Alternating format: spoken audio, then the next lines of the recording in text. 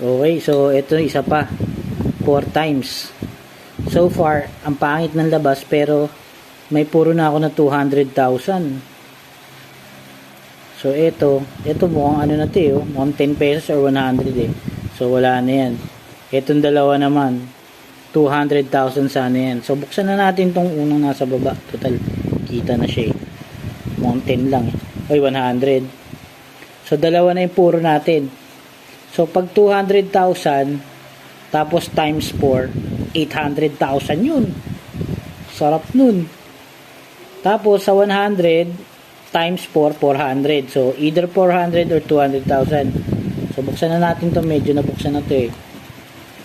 Uy, 500. Okay, last. Ito na.